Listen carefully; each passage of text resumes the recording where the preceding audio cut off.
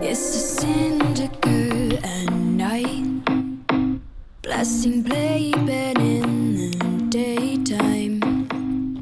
Goosebumps rise at 9 and settle back down at sunrise.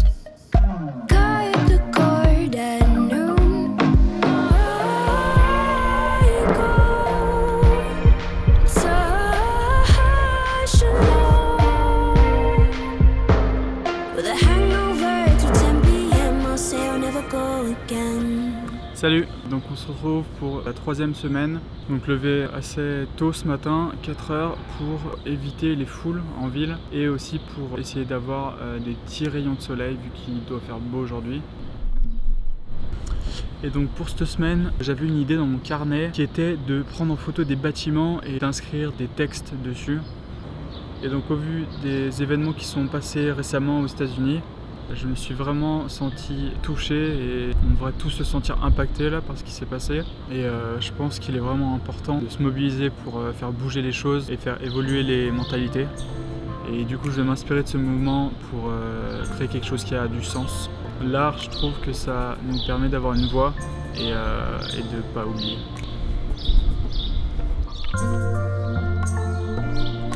Donc là, ce que je suis en train de faire, c'est que je suis en train de chercher des bâtiments avec des sortes de briques, des bâtiments sur lesquels je pourrais voilà, inscrire des citations, des textes.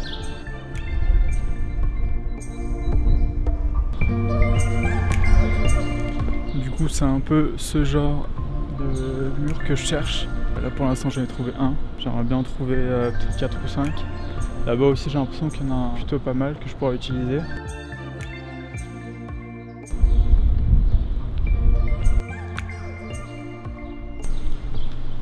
Du coup, petite astuce, là je suis en train de voir que ce bâtiment il ferait carrément l'affaire, mais sauf qu'il y a des fenêtres, elles sont assez petites, je pourrais facilement les remplacer par des briques sur Photoshop. Je vous montrerai comment faire ça à la fin. Donc là je vais commencer à speeder, s'il commence à y avoir de la lumière sur les murs.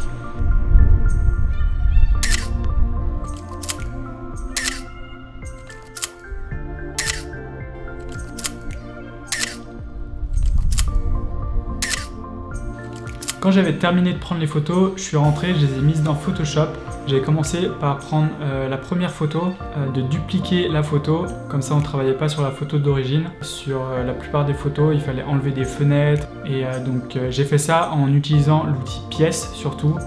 Donc là dans mon cas, j'ai sélectionné la fenêtre et je l'ai tout simplement tiré sur un côté où il y avait des briques en respectant les lignes pour pas que ça fasse des sortes de coupures un peu bizarres. Donc ce que j'ai fait, j'ai commencé par créer le texte que je voulais avec la police que je voulais. Ensuite j'ai fait clic droit sur le calque et je l'ai fait passer en objet dynamique. Si vous faites pas ça, vous n'allez pas pouvoir faire la prochaine étape qui est l'inclinaison. Pour utiliser cet outil, vous avez juste à sélectionner votre calque texte, de faire commande T.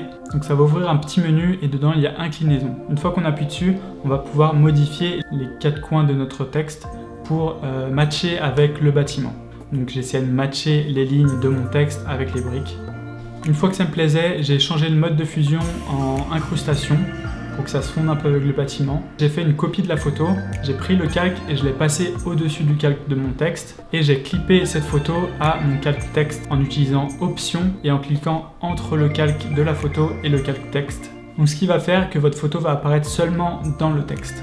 Ensuite, pour donner cet effet de peinture un petit peu usée, j'ai créé un calque blanc juste au-dessus. Je suis resté appuyé sur commande en cliquant sur la petite vignette de mon calque texte. Comme ça me sélectionnait seulement le texte.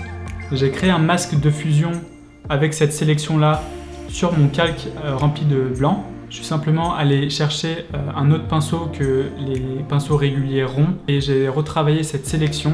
Je suis venu double-cliquer sur le calque pour faire ouvrir cette fenêtre et je suis venu jouer avec le curseur qui est tout en bas. Du coup moi j'ai vu qu'en bougeant le curseur qui était à gauche, je pouvais récupérer un petit peu cet effet brique. Ensuite sur mon texte, j'ai juste rajouté un petit effet flou pour que ça colle un petit peu à la photo.